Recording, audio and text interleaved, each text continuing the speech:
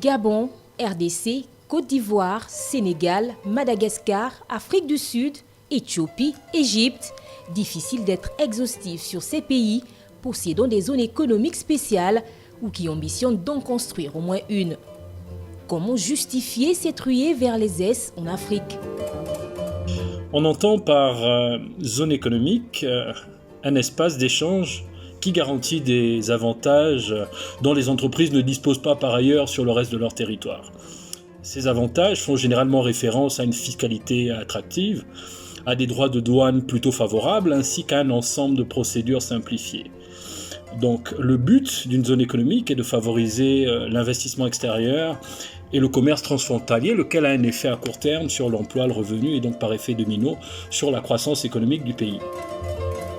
La CNUSED, la Conférence des Nations Unies sur le commerce et le développement, estime à 5400 le nombre de zones économiques spéciales réparties à travers 147 pays, avec une augmentation de plus de 1000 ZS dans les 5 dernières années. Un dynamisme explicable par de nombreux avantages. Les zones économiques spéciales à l'échelle du continent occupent une place de choix et traduisent une volonté de changement de paradigme. Même si elles sont considérées comme le point de départ d'une industrialisation certaine des États africains, avec un afflux des investissements étrangers, les zones économiques spéciales connaissent parfois des échecs coûteux, car leur essor requiert aussi des préalables. Une étude comparative d'une dizaine de zones économiques spéciales sur le continent a montré que les principaux facteurs de succès d'une zone économique reposent sur le poids économique du pays en tant que puissance exportatrice, la mise en place de conditions fiscales avantageuses, notamment en matière d'impôts et taxes, mais également en matière d'accompagnement à l'investissement et à la formation, la stabilité politique du pays, l'existence d'un investisseur important au départ qui joue un rôle de locomotive, ce rôle pouvant être porté ou assumé, l'existence d'un cadre institutionnel et juridique clair au démarrage de la zone, la proximité d'un port de préférence en zone en eau profonde, et là on comprend mieux dans le cas du Gabon la motivation économique de la création de la zone économique spéciale de l'île Mandji.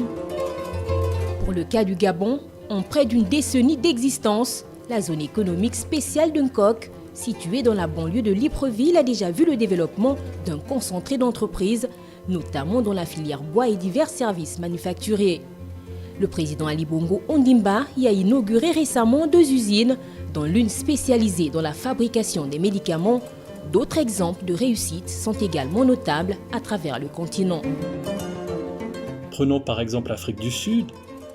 Elle a créé sa zone économique spéciale en 1999. 20 ans après, c'est plus de 62 000 emplois directs et indirects créés pour un ratio emplois créés entreprises de 1590. Ces zones économiques spéciales, lorsqu'elles constituent des modèles industriels réussis, deviennent aussi des atouts dans le cadre de l'intégration du marché continental africain, la ZLECAf, présentée comme la plateforme par laquelle viendra le développement du continent. Mais cela reste encore un autre défi avec la certification des produits qui devront y transiter.